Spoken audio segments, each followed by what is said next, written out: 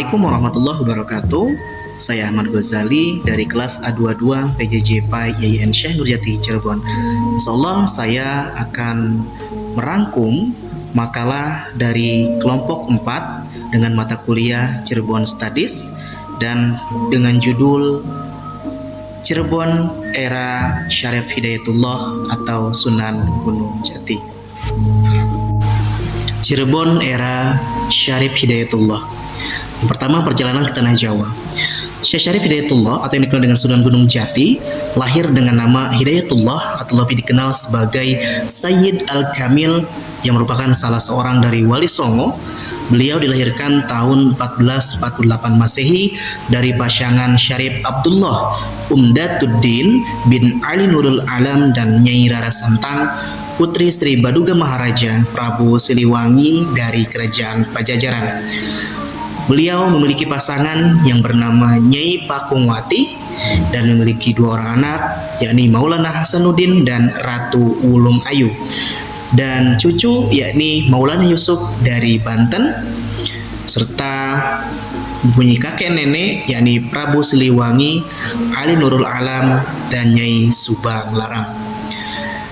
Pada tahun 1470 Masehi, Syarif Hidayatullah atau Sunan Gunung Jati berangkat ke Tanah Jawa untuk menyebarkan agama Islam. Beliau mendarat di pelabuhan Muara Jati Cirebon dan disambut oleh Pangeran Cakrabuana, penguasa Cirebon saat itu. Kemudian berdirinya kerajaan Islam, Kasunanan Cirebon. Pangeran Cakrabuana kemudian menyerahkan kekuasaannya kepada Syarif Hidayatullah atau Sunan Gunung Jati. Pada tahun 1479 Masehi, Sunan Gunung Jati dinobatkan sebagai Sultan Cirebon pertama dengan gelar Maulana Jati. Sunan Gunung Jati kemudian mendirikan kerajaan Islam Cirebon.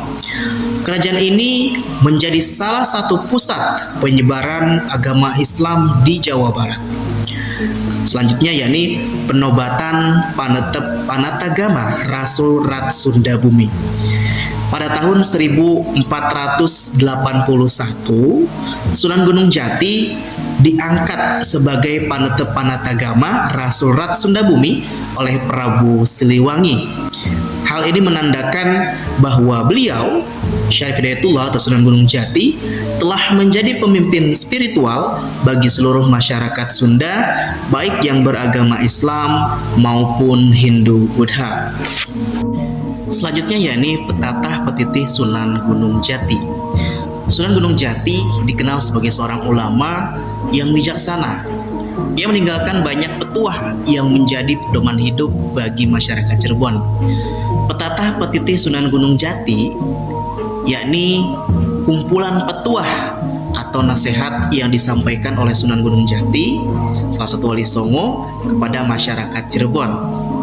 Nah, Petatah Petitih ini berisi tentang ajaran-ajaran Islam yang disampaikan dengan bahasa yang mudah dipahami dan diingat. Petatah Petitih Sunan Gunung Jati memiliki beberapa tujuan. Di antaranya yakni yang pertama, tujuannya yakni menyebarkan ajaran Islam.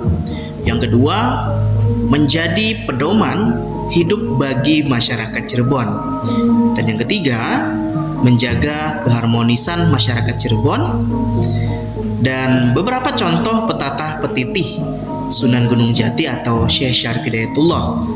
Yang pertama yakni beliau mengatakan amal soleh tanpa ilmu bagai pohon tanpa akar. Lalu yang kedua, beliau menyampaikan ilmu tanpa amal soleh bagai pohon tanpa buah. Dan yang ketiga, beliau sampaikan sebaik-baik manusia adalah yang bermanfaat bagi sesama. Petatah Petitih Sunan Gunung Jati masih relevan untuk diterapkan dalam kehidupan modern. Petuah-petuah tersebut mengajarkan kita tentang pentingnya moralitas ketakwaan dan kepedulian sosial. Nah, dari Petatah Petitih Sunan Gunung Jati tadi ada beberapa penjelasan ya mengenai makna yang disampaikan. Yang pertama yakni amal soleh tanpa ilmu bagai pohon tanpa akar. Maksudnya ialah amal soleh adalah perbuatan baik yang dilakukan dengan niat dan tujuan yang baik. Ilmu adalah pengetahuan yang bermanfaat. Fatwa ini mengajarkan kita bahwa amal soleh yang dilakukan tanpa ilmu akan sia-sia. Amal soleh harus didasari dengan ilmu agar dapat memberikan manfaat yang besar bagi diri sendiri dan orang lain. Yang kedua yakni ilmu tanpa amal soleh bagai pohon tanpa buah. Maknanya ialah ilmu adalah pengetahuan yang bermanfaat. Amal soleh adalah perbuatan baik yang dilakukan dengan niat dan tujuan yang baik. Fatwa ini mengajarkan kita bahwa ilmu yang tidak diamalkan akan sia-sia.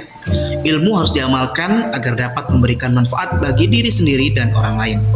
Lalu yang ketiga, yakni sebaik-baik manusia adalah yang bermanfaat bagi sesama.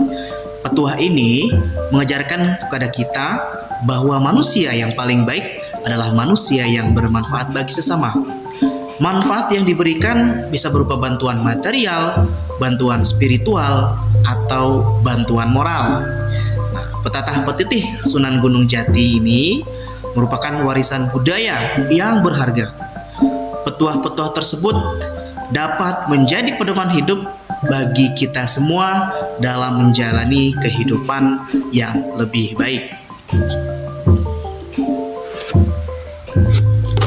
Lalu selanjutnya ada menjangan wulung dan azan pitu di Masjid Agung Sang Cipta Rasa.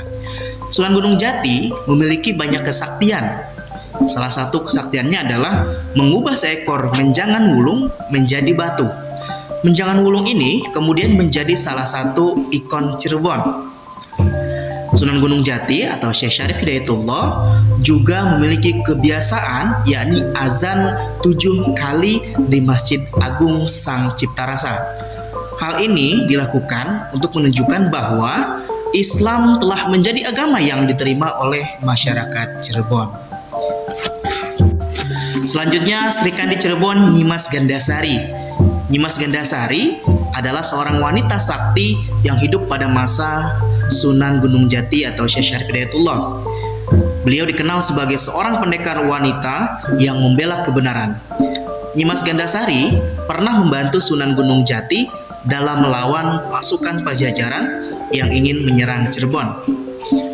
Beliau juga turut berperan dalam penyebaran agama Islam di Cirebon. Lalu selanjutnya yakni Fathahilah dan Jayakarta. Fathahilah adalah seorang panglima perang yang diangkat oleh Sunan Gunung Jati atau Syekh Syarif Hidayatullah.